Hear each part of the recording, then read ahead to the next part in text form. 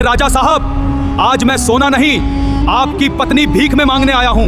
दुष्ट, तेरी इतनी हिम्मत, मेरी पत्नी को भीख में मांगेगा तू? सिपाहियों, पकड़ो इसे।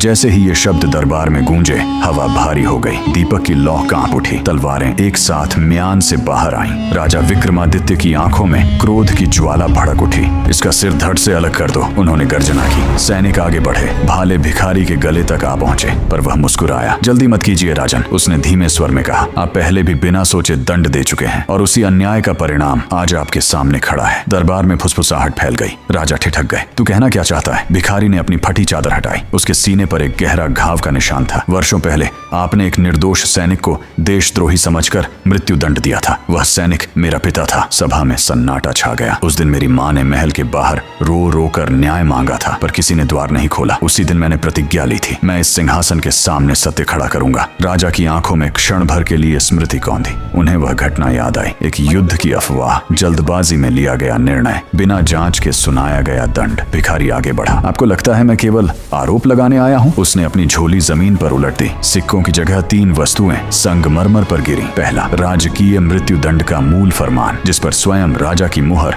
और हस्ताक्षर अंकित थे। तिथि देखिए राजन, वह बोला। निर्णय उस दिन दिया गया जब सीमा से असली युद्ध संदेश पहुंचा ही नहीं था। दरबार में हलचल। दूसरा, एक रक्त से सना सीमा चौकी का असली युद्ध संदेश। यह संदेश 3 दिन बाद पहुंचा था। भिखारी की आवाज गूंजी, जिसमें स्पष्ट लिखा है, मेरे पिता ने शत्रु के गुप्त दूत को पकड़ा था और राज्य का रहस्य बचाया था। वृद्ध सेनापति कांपते हुए आगे आए। महाराज, यह सत्य है। मैंने जांच की प्रार्थना की थी, परंतु शीघ्र दंड दे दिया गया। दरबार अब न्यायालय बन चुका था। पर भिखारी यही नहीं रुका। उसने तीसरी वस्तु उठाई, एक चांदी की राजकीय अंगूठी, जिस पर गुप्त परिषद का चिन्ह उत्कीर्ण था। यह अगर कहानी आपको आगे देखनी है तो चैनल को सब्सक्राइब कीजिए और शेयर कीजिए।